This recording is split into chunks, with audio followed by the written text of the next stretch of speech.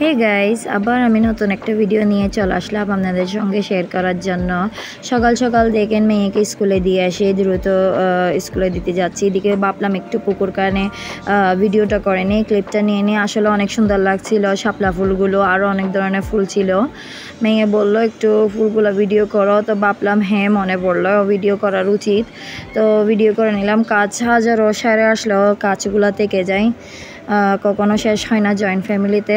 আসসালামু আলাইকুম সুপ্রিয় দর্শক, আশা করি আপনারা সবাই ভালো আছেন দেশ বিদেশের বাইরে।